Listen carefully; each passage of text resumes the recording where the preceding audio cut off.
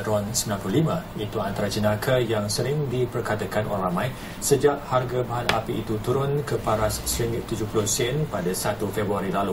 Namun hakikatnya ramai yang tidak berpuas hati dengan sikap pemborong, pembekal dan peniaga, termasuk pengusaha restoran yang menutup sebelah mata, seolah-olah penurunan harga minyak tidak langsung beri kesan kepada faktor harga barang.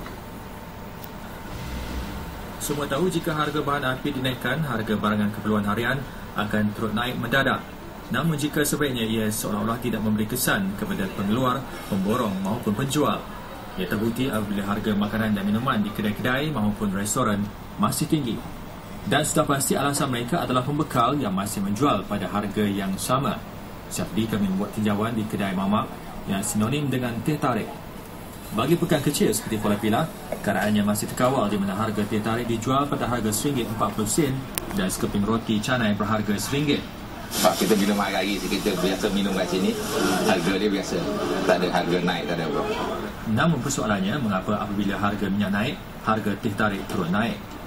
Pembekal harganya dia orang tak turunan lagi. Jadi kalau pembekal turunan harga, kita pun boleh jual turunan harga. Jadi sejak pembekal tak turunan harga, kita pun susah sikit nak turunan. Nanti takut kalau kita ni harga barang ni, kalau kita ni kedai makan harga naik, nanti orang komplain kan. Harga barang tak nak turun, kita kedai ni harga okey lah, bagus lah, tak naik lah. Bagi pelanggan, pihak berwajib perlu memastikan peniaga tidak terus mengambil kesempatan mengaut keuntungan berlebihan. Ini kerana kadar harga barangan yang masih tinggi menjadi beban kepada rakyat.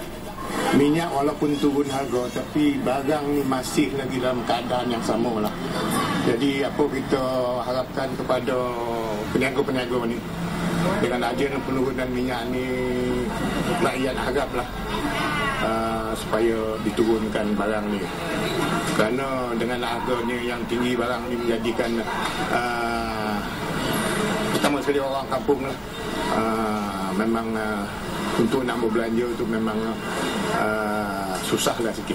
Kalau pandang orang kampung kan, kesian jugalah dengan harga sekarang ni kan. Jadi yang penting pembekal tu. Kalau pembekal tu dapat turunan harga, mungkin peniaga-peniaga pun akan turun harga lah.